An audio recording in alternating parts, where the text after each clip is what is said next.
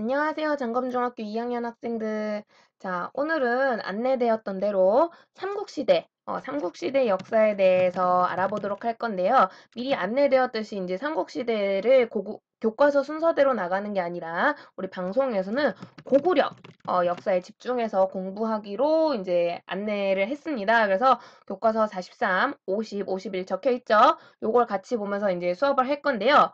일단 고구려입니다, 여러분. 삼국시대의 가장 최강자로 보통 많이 알려져 있고요. 그만큼 어마무시한 영토를 가지고 있던 나라인데 이 고구려는 다른 삼국인 백제, 신라에 비해 조금 먼저 등장하는 걸 우리 봤었죠. 교과서 43쪽 할 때 기억나나요, 여러분? 철기 시대를 배경으로 여러 나라들이 등장했어요. 물론 그래서 신라나 백제도 실은 이때 있긴 있어요. 여러분 우리 표 정리할 때 봤지만 사만에 이제 있는 작은 소국들 중에 신라의 이 원형이 되는 국가랑 백제의 원형이 되는 국가들이 만들어지거든요. 그래서 조그마한 국가로 있는데 이제 이 중에서 좀 먼저 발전을 앞장서서 했던 나라가 이제 고구려입니다. 그래서 이제 어떻게 보면 정식 고구려라는 이름으로 먼저, 그러니까 고구려, 백제, 신라 중에는 먼저 등장한 게 이제 고구려라고 볼 수 있고요. 그래서 우리 고구려의 건국 모습은 이미 살짝 확인을 한 바가 있습니다. 그래서 교과서 43쪽 보시면요. 바로 내용 들어갈 건데요. 자, 고구려는 이제 우리 많이 알고 있는 주몽이라는 인물이 건국한 것으로 알려져 있어요. 그래서 주몽은 근데 알고 보니까 원래 고구려에 살던 사람이 아니었죠. 기억납니까? 고구려가 아니라 주몽 원래 어디 사람이었죠?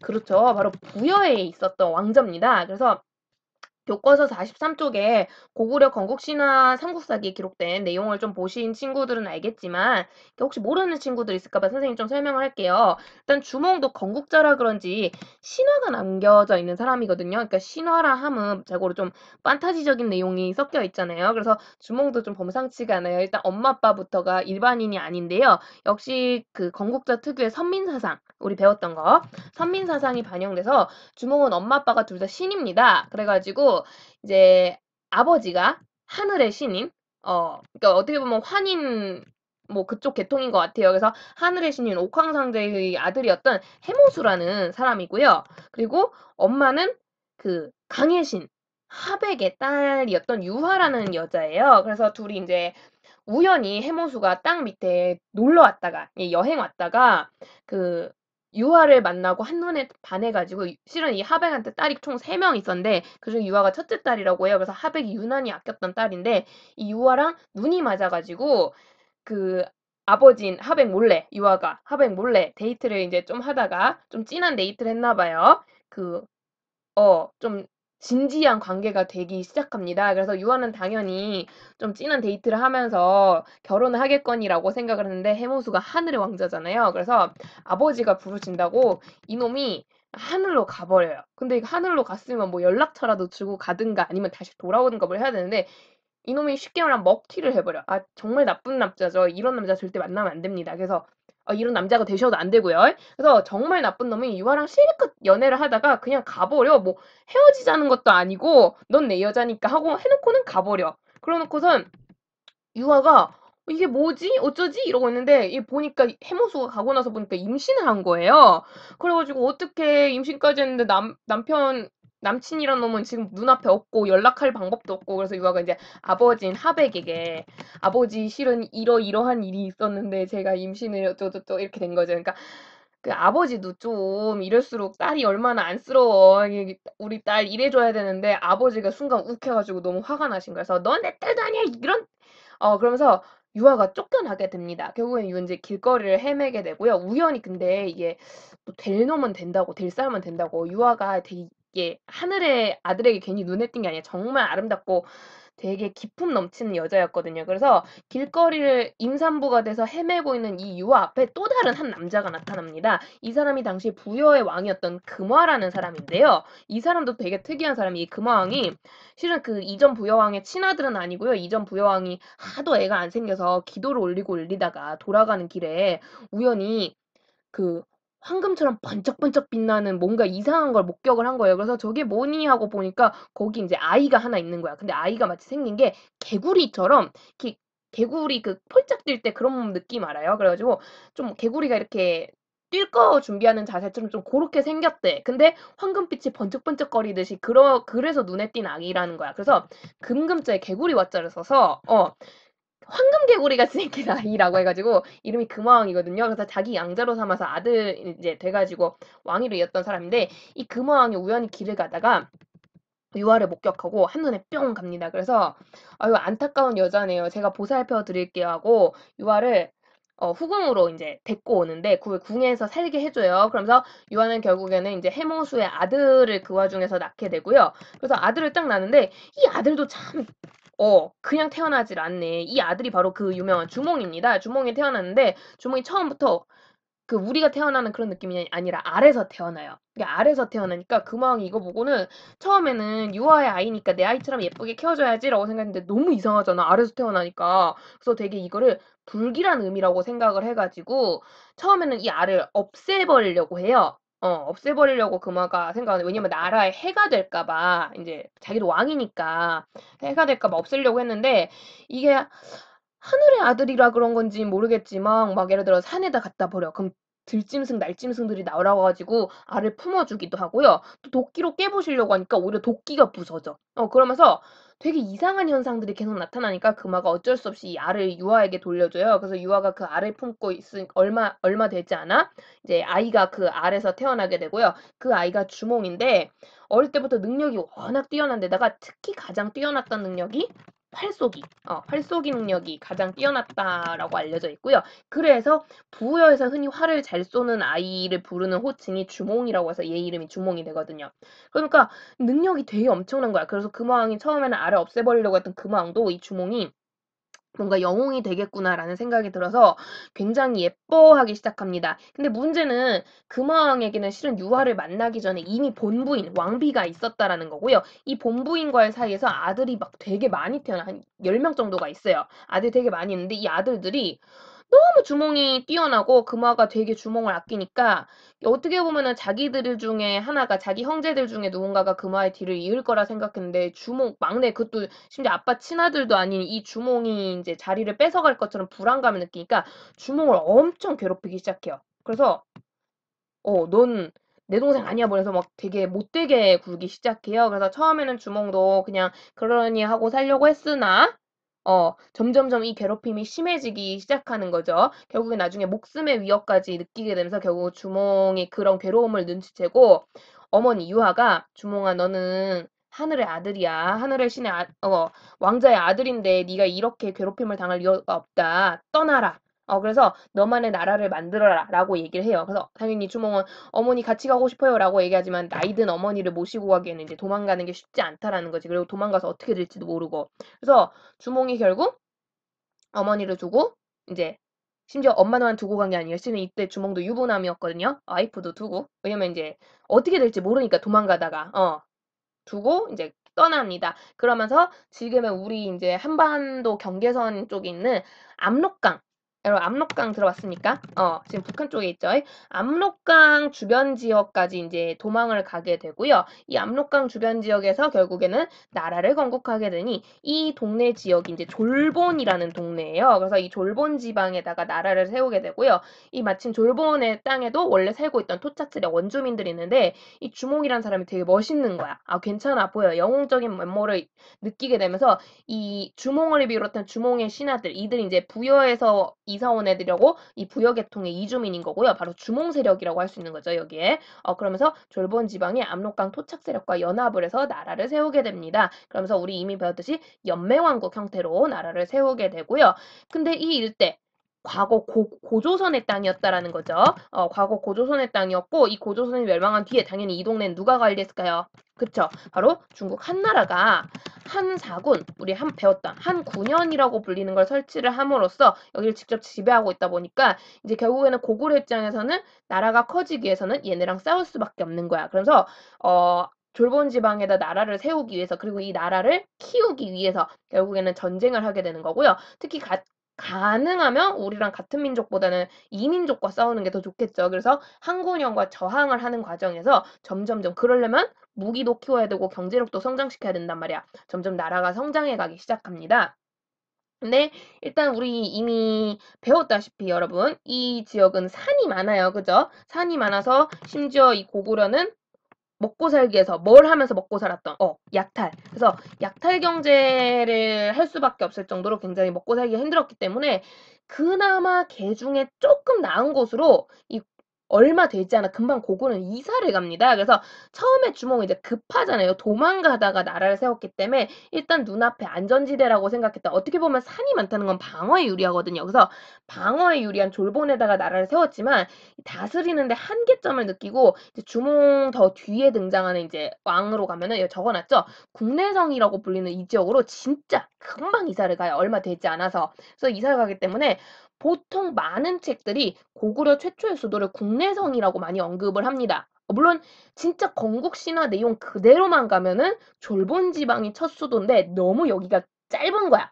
수도다운 역할을 전혀 못하는 거죠. 그래서 수도적인 느낌이 없기 때문에 보통 많은 책들이 국내성이라고 얘기를 해요. 그래서 크게 상관없습니다. 그래서 보통 문제로 막 고구려 최초의 수도는 안 나와요. 왜냐면 책마다 다르니까 국내성이라고도 표현하고 졸본이라고도 표현하니까. 그래서 여기에 너무 스트레스 받지 마시고요. 어쨌든 뭐 일대 압록강 일대 세웠다 그 정도만 기억하시면 돼요. 국내성도 그 근처이기 때문에. 그래서 압록강 일대에 나라를 세우게 되고요. 특히 그 건국자가 활 쏘기 전문가잖아. 그러니까 이 사람이 활을 잘 썼다는 것도 그 고구려 특유의 우리 배웠던 상무적인 성격을 보여주는 거죠. 그래서 그런 활 쏘기, 말타기 같은 거 굉장히 강조를 하면서 무력을 중심으로 굉장히 성장을 한 국가가 고구려라고 볼 수 있습니다. 근데 이 고구려 처음에는 건국할 때 우리 배웠어요. 방금 얘기했어요. 연맹왕국 형태로 나라를 건국을 하게 되는데요. 그래서 이제 부여를 이은 사람들이 중심이라 그런지 부여랑 비슷하게 우리 배웠죠. 오부족 연맹왕국 형태로 나라를 만들게 됩니다. 근데 이 나라를 다스리는 특히 그 주몽의 후손들이 점점 느끼게 돼. 아, 나라를 앞으로 강대하게 키우기 위해서는 이 나라의 주인이 누구인가가 분명해질 필요가 있고 그 주인이 바로 왕이란 존재란 말이야. 왕이라는 리더가 지배자가 흔들리지 않아야 돼. 그러면 힘이 어때야 돼? 강해야 된다라는 거야. 그래서 여러분 이게 오늘날 사회랑 되게 반대인데요. 오늘날은 특정 인물이 혼자서 권력을 막 가지고 막 나라를 운영해. 그럼 독재라고 해서 되게 부정적으로 많이 보잖아요. 우린 민주주의 사회니까.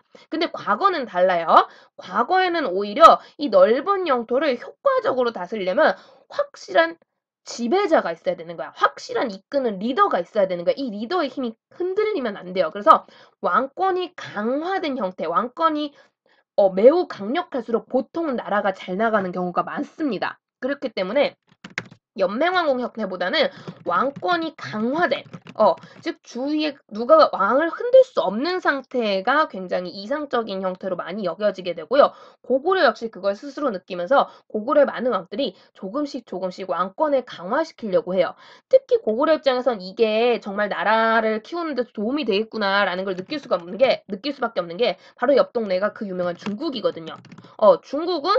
중국이 바로 이 전역적으로 넓은 영토를 다스리기 위해서 황제라고 불리는 강력한 지배자가 등장했던 나라였기 때문에 근데 그 중국이 가장 이 동아시아에서 잘 나갔었잖아. 그러니까 이걸 보면서 아 역시 중앙이 힘이 세져야 돼라는 걸 느낄 수밖에 없고요. 이런 거를 우리는 흔히 중앙으로 권력이 집중되어 간다라고 해서 중앙 집권적인 국가다. 중앙 집권 국가다라고 표현을 많이 하게 됩니다. 이해됩니까? 그래서 왕권이 굉장히 강조된 국가, 중앙 집권적인 국가, 중앙 집권 국가가 되는 거고요. 고구려 역시 그렇게 발전하면서 그러니까 고구려의 왕권이 세지면 세질수록 나라의 힘 역시 강해지는 형태로 나라가 발전하기 시작합니다. 그러면서 많은 왕들이 그래 나라가 세지려면 내가 세져야 되면서 왕권 강화와 관련된 정책들을 내밀게 되고요. 당연히 왕이 강해지면 왕은 나라를 강화시켜야 돼. 나라를 강화시키려면 그 나라의 백성들이 잘 살아야 하거든. 그래서 백성들을 위한 다양한 정책들을 베풀기 시작합니다. 이해됩니까? 그래서 이게 세트로 가요. 세트로 가지기 때문에 그래서 왕권 강화를 위해 노력한 이 왕들이 굉장히 유명할 수밖에 없다라는 거고요. 그래서 당연히 시험 출제라든가 여러 가지에서도 이 왕들이 주로 출연을 하게 됩니다. 그럼 몇 명의 왕들이 등장하냐? 빈칸이 쭉 있는데 여러분 한번 해볼까요? 한 명, 두 명, 세 명, 네 명, 다섯 명, 여섯 명, 일곱 명. 자, 고구려는 좀 우리 체크해야 될 왕이 많아요. 일곱 명의 왕을 거쳐서 왕권 강화, 중앙 집권적 국가의 형태가 완성이 된다라고 많이 얘기를 하고요. 음, 그 왜냐면 고구려는 유난히 왕이 많은 게 고구려가 가장 전형적인 발전했어요. 일반적인. 전형적인 발전에서. 그래서 백제 신라로 가면은 이미 앞에서 고구려가 하는 걸 구경을 하고 얘네는 좀 발전 속도가 달라요. 이거는 뒤에서 얘기를 해줄게요. 그래서 신라나 백제 쪽으로 가면 왕 숫자가 조금 달라집니다. 똑같이 7명이 아니라서 일단 고구려에서는 7명 왕들 요걸 볼 건데요. 요거를 선생님이 하나하나 조금 자세하게 설명을 해주려고 해요. 이왕 이렇게 영상으로 하게 된 김에. 그래서 순서대로 나가면요. 일단 우리 여기 빈칸은 없지만 여러분 스타트 왕부터 우리 기억하고 가죠. 일단 고구려 누가 건국했다고요? 그쵸. 주몽이라는 인물이고요. 이 주몽은 아주 훌륭한 왕이었잖아요. 건국자니까 그걸 기념해서 이제 백성들이 동명왕이라고 이름을 붙여주게 됩니다. 근데 이 동명왕이란 이름을 붙이자니 뭔가 건방져 보여. 다른 왕들하고 이 사람은 좀 다른 거잖아요. 건국자니까. 그래서 굉장히 성스럽다, 위대하다는 의미에서 여기에 성자를 넣어줍니다. 그래서 보통 주몽은 동명성왕이라고 많이 불리게 되고요. 참고로 이 동명성왕 그냥 존칭만 해줄 게 아니라 이 사람을 위해 행사도 열죠. 그러면서 거기에서 고구려의 제천 행사 동맹이 유래했다. 이미 앞 시간에 배웠는데요. 자, 어쨌든 그렇지만 이 주몽은 건국할 때 연맹왕국 형태로 처음에 나라를 만들었어요. 그죠? 근데 이거를 쭉쭉쭉 이어가다가 후손 중에 하나가 굉장히 어린 나이에 거의 10살도 되기 전에 되게 어린 나이에 왕이 된 사람이 있어요. 이 사람이 태조왕이라고 불리는데요. 자, 태조왕. 이 태조왕 9살이었던가 굉장히 어린 나이에 왕이 됩니다. 그래서 초반에는 엄마가 조금 대신 정치를 도와주다가요. 그러면서 본격적으로 나라를 왕이 됐지만 다스리기보다는 공부를 하면서 왕이 됐던 사람이에요. 근데 이제 사람이 이제 공부를 하다 보니까 느낀 거지. 연맹왕국 형태보다는 중앙집권으로 즉 왕권을 강화시키는 것이 나라에 도움이 되겠구나라고 생각을 하는 거고요. 본격적으로 자기가 이제 권력을 가지기 시작하면서 나라를 운영하면서부터 이 왕권 강화를 위한 정책을 실행합니다. 근데 하루아침에 대뜸 막 백성들한테 혹은 귀족들에게 나 오늘부터 왕권 세게 할 거야. 그러면은 특히 백성들 뭐야 귀족들의 반발이 셀 거거든요. 그러니까 태조왕의 입장에서는 귀족들이 꼼짝도 못하게 나 왕권 셀 수밖에 없어. 내 권력 세게 만들 거야. 라고 외칠 수밖에 없는 나는 훌륭한 사람이야. 뛰어난 사람이야. 라는 걸 보여줄 필요가 있었다라는 거고요. 그걸 위해서 가장 대표적이고 가장 잘 보여줄 수 있는 게 뭐냐? 영토 확장입니다. 눈에 확 보이는 거야. 나 싸움 잘하지? 특히 고구려는 상무적인 국가 아닙니까? 무력을 중시하는. 그러다 보니까 나 때문에 우리 고구려가 이렇게 커진 거야. 나 때문에 이렇게 힘이 세졌어. 라는 걸 이제 눈에 딱 보이게 가시적이라고 하죠. 가시적으로 보이게끔 그렇게 만들어줍니다. 영토 확장을 하게 되고요. 참고로 이 과정에서 항상 고구려에게 괴롭힘 삥 뜯겼던 나라 옥저가 멸망을 하게 됩니다. 그래서 태조왕은 옥저를 정복했던 걸로 유명한 임금이고요. 뿐만 아니라 옥저에서 끝난 게 아니라 요동이라고 불리는 중국 지역까지도 진출을 시도하는 왕입니다. 그래서 그냥 조만한 작은 나라들만 괴롭힌 게 아니라 얼마나 힘이 세지기 시작했으면 이제 중국을 흔들기 시작하는 거야. 그래서 요동 지방 진출까지 시도를 합니다. 참고로 요동 지방의 위치는 선생님이 뒤에 나중에 설명을 해주도록 할게요. 그러면서 요동 지방까지 진출하게 되고요. 이렇게 해서 누가 봐도 영토가 넓어졌어. 누가 봐도 고구려의 힘이 세지고 있구나라는 게 보이는 거야. 그러니까 귀족들이 꼼짝 못하니까 그래 그러니까 앞으로 이 왕이 우리 집에서 해먹겠다고 태조왕이 나 죽으면 우리 선생님 저번에 얘기했잖아요. 연맹왕국에서는 왕을 부별로 돌아가요. 그죠? 부족들이 막 왕 못났네. 너 때문에 가문 생겼어. 그럼 다른 데서 뺏어가고 그랬잖아요. 이거 부여할 때 얘기해줬잖아요. 그죠? 그런 게 아니라 우리 집안에서만 즉 주몽의 성씨가 고구려에서 나서 고씨였어요. 우리 고씨 집안에서만 해먹을 거야. 라고 하면서 왕위를 그냥 세습하는 게 아니야. 독점. 우리가 독점해서 세습할 거야. 라는 걸 선언을 하게 됩니다. 그래서 태종하면 영토 확장은 다른 왕들도 있으니까 가장 유명한 업적이 바로 요 왕위 독점 세습이에요. 왕위 독점 세습인데 근데 이제 고구려는 되게 단계적으로 간다고 했죠. 단계적이다 보니까 우리 집안에서 독점하는 건 맞아. 근데 우리 집안에서 보통 우리 상식적으로 왕이 죽었어. 다음은 누가 계승한다고 많이 알고 있어요? 그죠? 보통은 아들이 이어가는 게 일반적이잖아요. 그런 걸 우리가 부자상속이라고 하거든요. 근데 못해요. 태조왕은 물론 내 핏줄을 이은 아들에게 물려주고 싶지만 보통 아들이다. 그 집안 어른들 중에서 나이가 어린 편에 속하거든요. 아들이. 그래서 누구한테 물려주느냐? 보통은 나이가 더 많은, 내 아들보다 나이가 많은, 경험치가 많은 사람에게 물려줘요. 그래서 동생입니다. 그래서 형제 상속을 하는 게 일반적이에요. 그래서 태조왕 때는 요거는 좀 깊이 나간 건데 책이 있기도 하고 없기도 해요. 어떤 책은. 근데 아마 내가 알기로 우리 학교 책은 없어. 근데 이게 문제지에 있기 때문에 소개를 할게요. 그래서 왕이 독점 세습을 하게 되고요. 그냥 왕이 독점이 아니라 보통은 형제 상속을 하게 된다. 라는 게 특징입니다. 그래서 형제 상속을 이어가게 되고요. 자, 그러다 보니까 이 태조왕이 나를 이렇게 훌륭하게 키워내가지고는 형제 상속까지 만들어냈어요. 자, 누가 되게 기대감이 높아지느냐? 태조왕의 동생입니다. 실제로 이 영토 확장을 할 때도 태조왕이 동생한테 도움을 구한 적도 있고요. 그래가지고 동생이 자기가 생각해도 공을 좀 세운 거야. 그래서 형님이 죽으면 이 왕자리는 내가 이어받겠구나라고 되게 기대를 하고 살게 되는데요. 문제가 생겨. 사실 이 태조왕이요. 물론 기록상입니다. 실제로 증명은 안 됐는데요. 엄청 오래 살았어요. 거의 130살인가 그때쯤 사망을 하거든요. 진짜 오래 산 아저씨야. 옛날 평균 연령을 고려해도 평균 연령을 고려 안 해도 그냥 현대 사회도 100세 시대 현대 사회가 100세 시대긴 하지만 100세 진짜 채우면 엄청 오래 살았다고 많이 얘기하잖아요. 근데 태조왕은 그러고도 더 오래 산 거예요. 엄청 오래 살았는데 그래서 왕이 재위 기간이 100년 가까이 돼요. 왕으로서 지낸 왜냐면 어린 나이에 왕이 됐는데 늙은 엄청 나이 들어올 때까지 했으니까 그래서 옛날 평균 수명이 보통 막 50, 60만 돼도 돌아가시는 경우가 허다하거든요. 그러니까 우리가 환갑잔치 같은 걸 하는 건데 60세 되면 요새는 쳐주지도 않잖아 예순잔치. 근데 옛날엔 그게 되게 큰일이었단 말이야. 예순만 해도 장수하는 거야. 근데 태종은 그래서 한 50줄 들어가니까 동생이 이제 기대를 하는 거죠.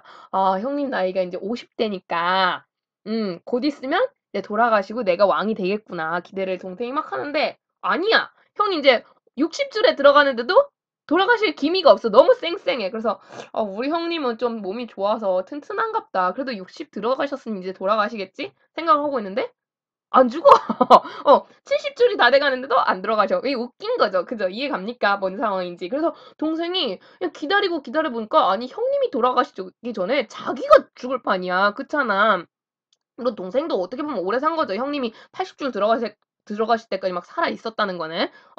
오래 사는데 그래도 이게 너무 불안한 거야. 결국에는 이 동생이 홧김에 난을 일으켜버립니다. 그래서 태조왕은 말년에 되게 좀 씁쓸한 왕이 되는데요. 이거는 좀 우스갯소리고 어쨌든 그럼으로써 이런 업적들을 통해서 태조왕은 그 중앙집권 국가로 고구려가 나아가는 고구려가 중앙집권 국가의 시스템 체제를 갖추는 스타트가 됐던 인물이고요. 그래서 보통 태조왕은 고구려의 중앙집권 국가 체제의 기틀을 마련한 인물이다라고 많이 평가를 받게 됩니다.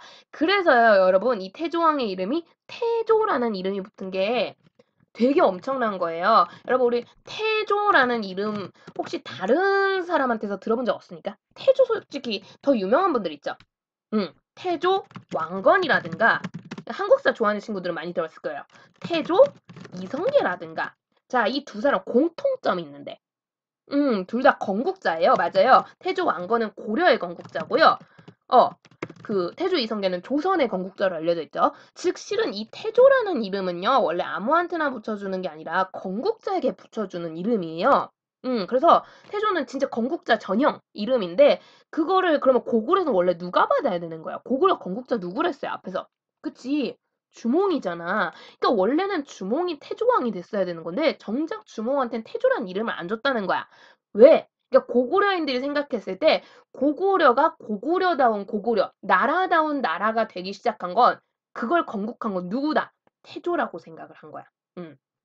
그래서 주몽은 나라 고구려를 건국하긴 했으나 연맹왕국이잖아요. 언제든 주몽 말고 다른 집 사람이 왕이 될 수가 있다라는 얘기고 그만큼 왕권이 약하고 그러면은 나라가 통일되게 고구려 색깔을 뚜렷하게 유지한 채 계속 통치되기가 어렵다는 얘기잖아요. 그렇죠? 그래서 연맹왕국 분명히 이것도 훌륭하신 업적이고 대단하신 분이지만 이것만으로는 한계가 있다고 본 거야. 그래서 주몽은 동명성왕이라는 이름을 받은 거고요. 반면 태조왕이야말로 중앙집권 국가의 체제를 기틀을 마련했잖아. 집안에서 왕위가 독점되도록 만들었잖아. 그런 점에서 이 사람이 진정한 의미의 고구려를 만들어낸 거구나. 그러니까 이 사람을 건국자 취급을 해주자. 그래서 태조왕이라고 이름을 붙인 거예요.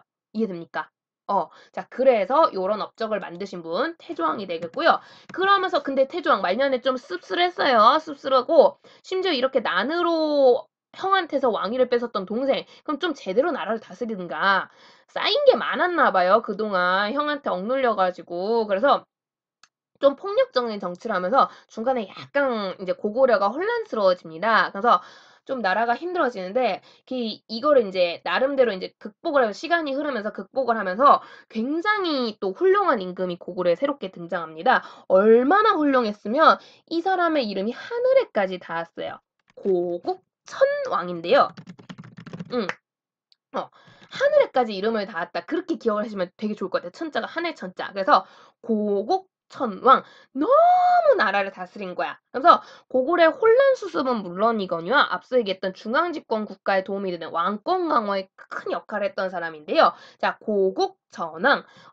자, 앞서 이 권력 다툼으로 인한 여러 가지 혼란을 경험했던 인물입니다. 그러면서 우리 태조왕께서 부자 상속까진 아니지만 왕위 독점 세습도 했고 왕권이 안정화됐다고 믿었는데 왜 이렇게 여전히 우리 왕권은 불안한 것일까? 왜 발라막 쿠데타가 일어나고 이런 일이 일어나는 걸까? 고국천왕이 가만 보니까 왕권을 강화시키려면 왕권 자체를 이런 식으로 강화시키는 것도 중요하지만 왕의 적대 세력, 왕의 권력을 약화시킬 수 있는 존재들의 힘을 떨어뜨리는 것도 중요하다고 생각한 거예요. 그래서 왜냐면 그럼 상대적으로 왕권이 강해질 거니까 그게 바로 흔히 여러분이 생각하는 귀족 세력이라고 볼 수 있는데요.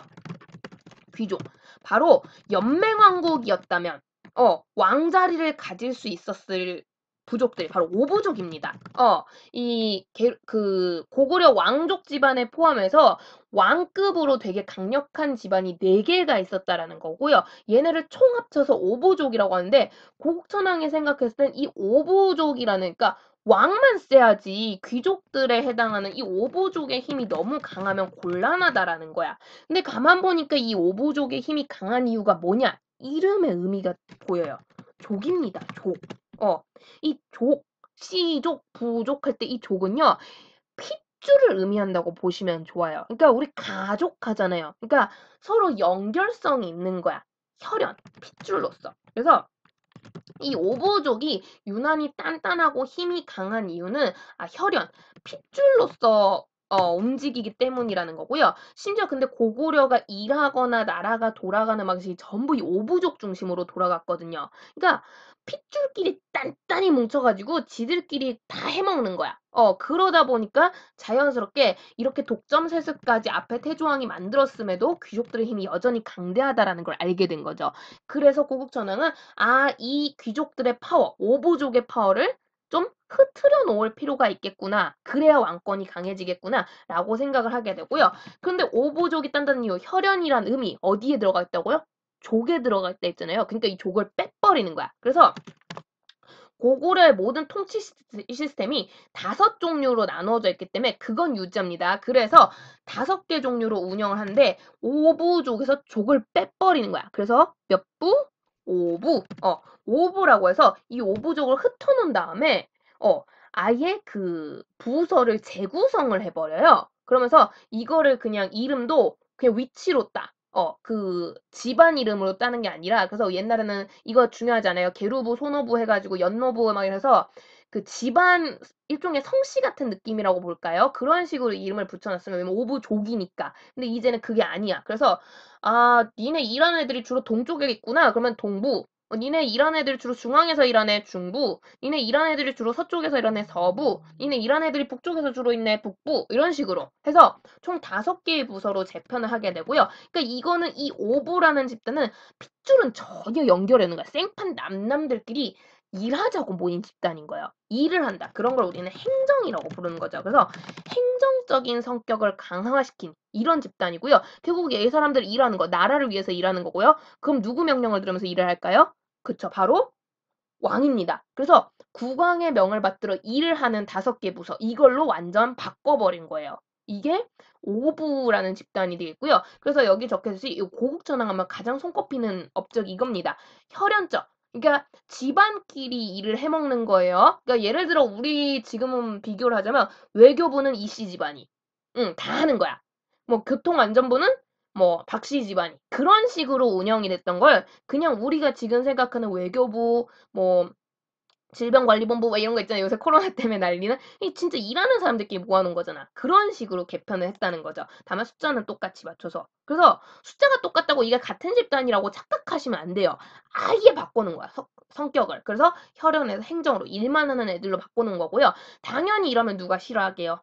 그쵸. 기존의 오부족 세력, 귀족계 세력이 이걸 싫어할 거란 말이에요. 그래서 이 반란이 일어나기도 했어요. 실은 고국전황 시기에 반란이 일어났는데 이 확실히 오보로 바꿔놓은 게 왕권 강화에 도움을 줬는지 고국전황은 이 반란도 잘 해결해냅니다. 잘 극복을 해내고요. 참고로 이 반란을 극복하는 데는 크게 두 명의 인물, 아니 크게 그 도와주는 인물이 한 명 있어요. 그다음에 이제 왕비였던 우씨라는 여잔데요.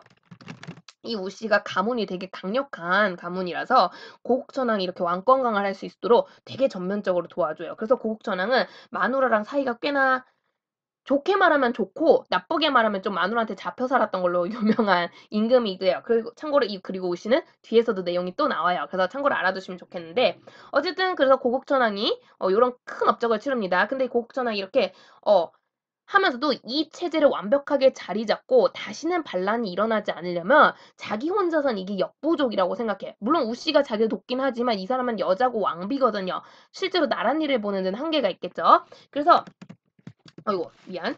자신의 부하 중에서 뭔가 나를 도울 만한 뛰어난 인물이 필요하겠다라고 생각을 하게 되고요. 그래서 고국전황은 많은 신하들에게 알립니다. 얘는 교과서엔 없는데 유명해서 알려줘요. 워낙 유명해서 다른 교과서엔 있거든요. 그래서 이때 인재 등용을 나서요.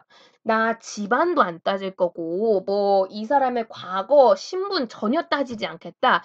나를 위해 이 고구려를 위해 일을 할 수 있는 인물이라면 그 누구라도 추천해다오. 라고 해서 소문 끝에 중간에 여러 가지 과정을 거쳐서 한 농부가 등용이 됩니다. 이 사람이 지금 학습지에 적혀있는 을파소라는 사람인데요. 진짜 농부였어요. 농부. 그냥 그래서 고국천왕한테 불려왔는데 여러분 그 옛날에는 농사 지을 때 되게 중요한 게 땅을 기름지게 하는 거거든요. 여러분 땅을 기름지게 할 때 뭐 쓰죠?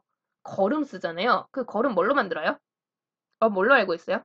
그쵸. 쉽게 얘기하면 은가예요. 은가로 만들잖아요. 그래서 그런 일을 을파소가 했던 거예요. 막 거름 뿌리고 막 이러다 보니까 몸에서 근데 옛날 사람들 자주 씻는 것도 한계가 있거든. 가난한 사람들은 일하느라 바쁘니까 땀 냄새, 똥 냄새 이런 게 막 있는 상태로 을파소가 추천이 돼 가지고 올라옵니다. 그래서 전화하고 폐하하고 옵니다.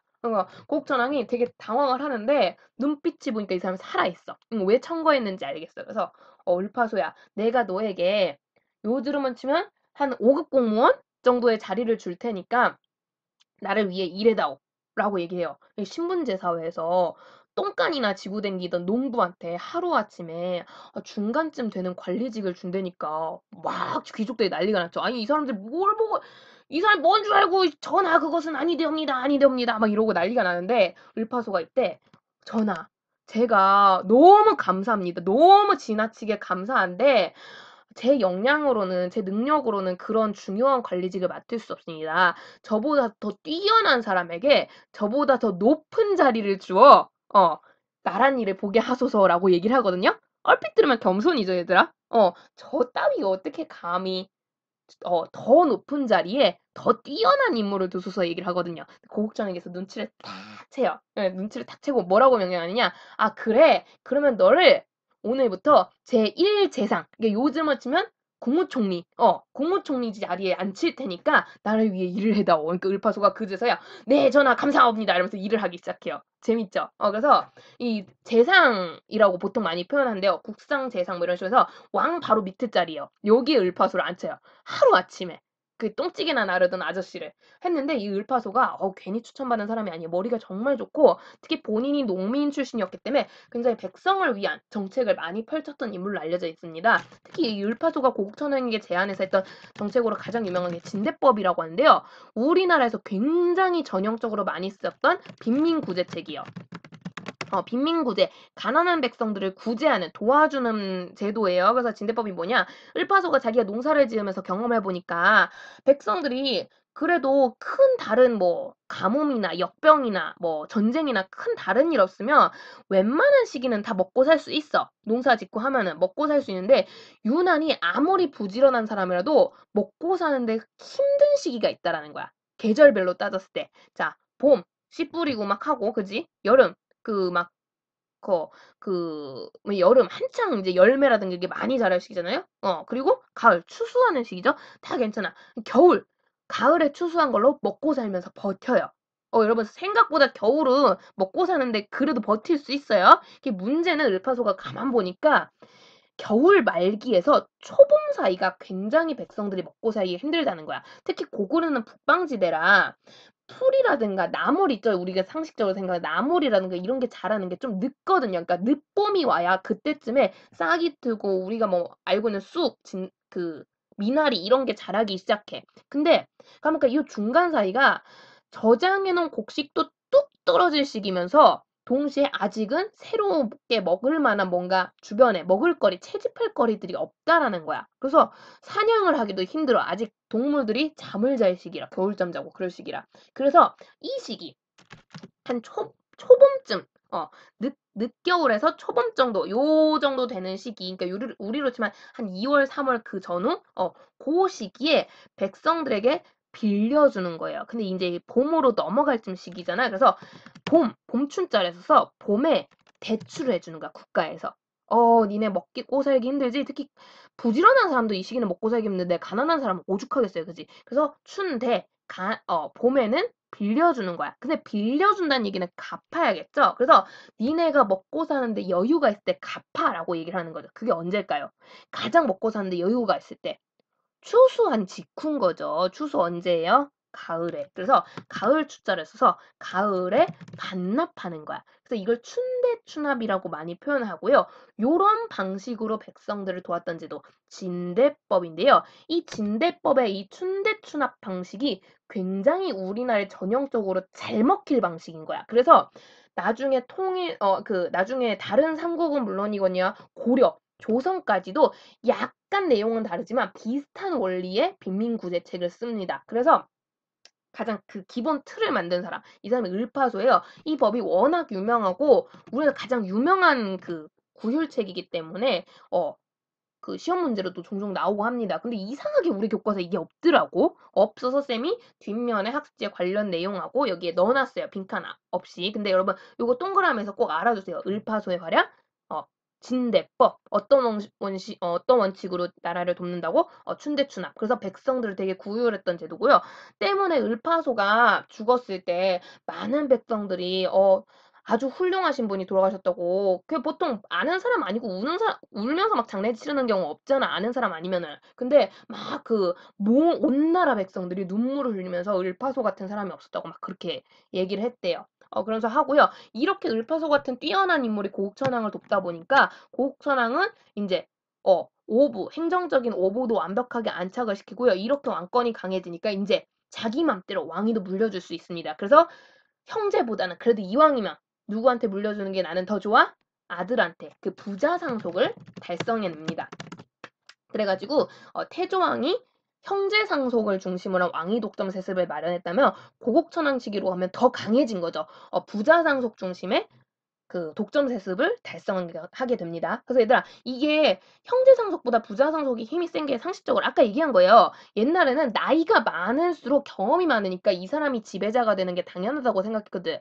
리더가 되는 게. 근데 나이가 어리더라도 내 핏줄이라고 그냥 물려줄 수 있는 거야. 그게 힘이 세졌다라는 얘기인 거죠. 이해됩니까? 그래서 부자 상속까지 딱 마련했는데 어머나 고국천왕 아니 쟤도 다 마련해놓고 아들에게 왕위를 못 물려줘요.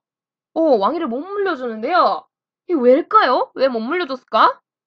그치. 이 내용은 다음 시간에 안내하도록 하겠습니다. 오늘 영상은 여기까지 정리해 주시면 되겠네요. 자, 여러분, 우리 오늘 배운 3명의 왕, 동명성왕, 주몽, 건국자, 태조왕, 중앙집권 국가를 시작한 인물, 그리고 이걸 좀 더 발전시킨 고국천왕까지 꼭 기억해 주시기 바랍니다. 조금씩 이렇게 나갈게요. 자, 그러면 모두들 화이팅!